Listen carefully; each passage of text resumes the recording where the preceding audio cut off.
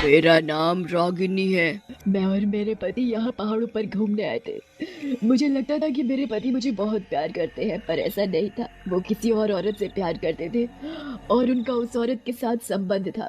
एक दिन मेरे पति मुझे यहाँ घुमाने के लिए लेकर आए थे, पर उन्होंने मुझे यहाँ पहाड़ों से नीचे फेंक दिया, जिससे मेरी मौत हो गई और मैं मरने के साथ चुड़ैल बन गई।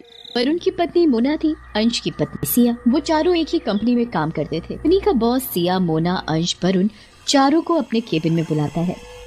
मैंने तुम्हें यहाँ इसलिए बुलाया है कि कंपनी तुम चारों को काम से मनाली भेजना चाहती है और तुम सबको वहाँ जाकर काम करना होगा और तुम्हें आज रात ही निकलना होगा। सिया मनाली जाने के नाम से उछलने लगती है। चलो अच्छा है, इसी बहाने हमें वहाँ पहाड़ों पर जाने का मौका भी मिल जाएगा। वैसे भी जब से शादी हुई है हम हनीमून पर कहीं घूमने भी नहीं गए हैं। फिर सभी अपने घर जाकर पैकिंग कर ट्रेन में बैठकर मनाली के लिए निकल जाते हैं।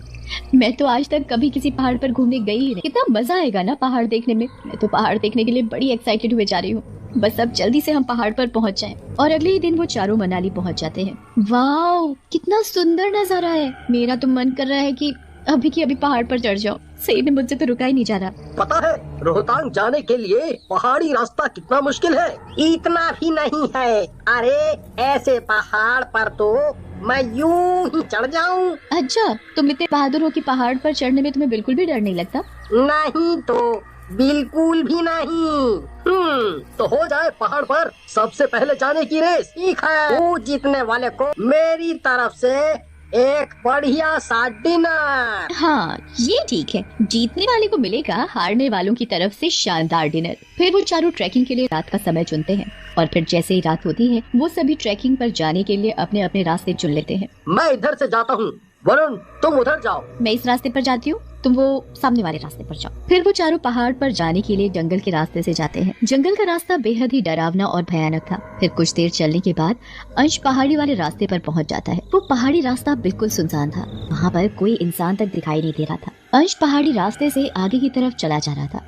उसे सुनसान रास्ता देखकर बड़ा डर लग रहा था। ये कैसा अजीब रास्ता है, यहाँ तो कोई दिखाई भी नहीं दे रहा। उधर वरुण भी जंगल के रास्ते होते हुए पहाड़ी रास्ते पर पहुंच जाता है। कितना खराब रास्ता है। अगर गलती से भी किसी का पैर फिसल गया तो सीधा नीचे खाई में जाकर गिरेगा।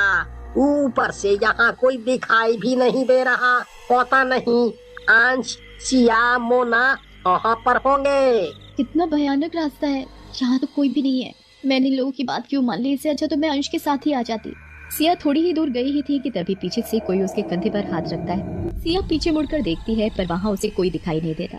हे भगवान, मुझे जल्दी से यहाँ से बाहर निकाल दो, सिया मन ही मन सोच रही थी। तभी उसे एक औरत के रोने की आवाज आती। सिया हिम्मत करके उस औरत के पास जाती है।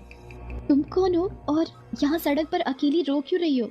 वो औरत जैसे ही अपना मुंह ऊपर करती है तो सिया की चीख निकल जाती है। चुड़ैल, बचाओ, कोई है, मुझे बचाओ। चुड़ैल हंसते हुए कहती है, कोई नहीं बचाने आएगा तुझे, अब तो भी मारी जाएगी। सिया चुड़ैल को देखकर बुरी तरह डर जाती है। मुझे जाने दो, मुझे छोड़ दो। जाने दो? नहीं, कभी नहीं। जो यहाँ आया वो मारा जाएगा। इतने में ही वहाँ अंश आ जाता है और डरते हुए चुड़ैल से सिया को छोड़ने के लिए कहता है, चुड़ैल, ये मेरी पत्नी है, इसे मत मारो, इसे छोड़ दो। मैं तुम्हें छोड़ दूंगी, पर तुम दोनों को ये बताना होगा कि तुम दोनों की सबसे प्यारी चीज क्या है। फिर दोनों चुड़ैल को बताते हैं, मेरी सबसे प्यारी चीज मेरी पत्नी सिया है। इसमें मेरी जान बसती है। मैं इसके बिना नहीं रह सकता। तो ठीक है, जिसमें तुम्हारी जान बसती है वो चीज तुम्हें मुझे देनी होगी, तभी तुम्हारी जान बच सकती है। नहीं नहीं, मैं अपनी पत्नी को तुम्हें नहीं दे सकता। और मेरे पति में मैं उनके बिना नहीं रह सकती। हमें मत मारो, हमें जाने दो। तुम दोनों एक दूसरे की सबसे प्यारी चीज हो, तो तुम दोनों को ही मरना होगा।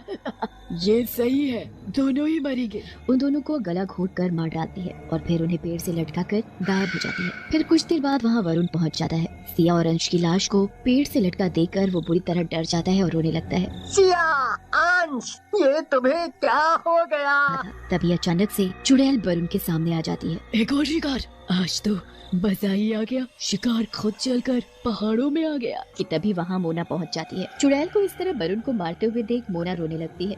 वरुण, मेरे वरुण को छोड़ दो, उसे मत मारो। छोड़ दूंगी, बता तेरी सबसे प्यारी चीज क्या है? तू सबसे ज्यादा किससे प्यार करती है? तुम ये सब क्यों पूछ रही हो? क्योंकि उस प्यारी चीज की बदले तेरी जान बच सकती है। मैं उसे मारकर तेरी जिंदगी तुझे दे सकती हूँ। मोना चुड़ैल का प्रश्न सुनकर सोचने लगती है। मेरी सबसे प्यारी चीज तो वरुण है। मैं वरुण को मरने नहीं दे सकती। बता अपनी प्यारी चीज। तुम मेरी सबसे प्यारी चीज हो। मैं दुनिया में सबसे ज्यादा तुमसे प्यार करती हूँ। नहीं नहीं, तुमने मेरे साथ धोखा किया। ये सुनते ही चुड़ैल रोने लगती है।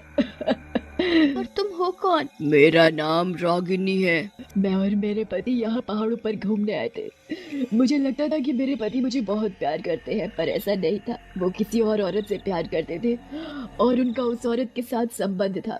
एक दिन मेरे पति मुझे यहाँ घुमाने के लिए लेकर आए थे, पर उन्होंने मुझे यहाँ पहाड़ों से नीचे फेंक दिया, जिससे मेरी मौत हो गई और मैं मरने के साथ चुड़ैल बन गई। तभी से मेरी आत्मा यहाँ चुड़ैल बनकर भटक रही है और मैं यहाँ हर आने वाले की सबसे प्यारी चीज को मार देती हूँ। मैं तुम्हारा दुख समझती हूँ। तुम्हारे साथ जो कुछ भी हुआ वो बहुत गलत हुआ, पर मैं अपने पति से बहुत प्यार करती हूँ। मेरे पति को मत मारो, इन्हें छोड़ दो, मैं इनके बगैर नहीं रह सकती। फिर चुड़ैल वरुण को छोड़ देती है और साथ ही में वो अंश और सिया को भी जिंदा कर देती है और फिर वो वहाँ से गायब हो जाती है।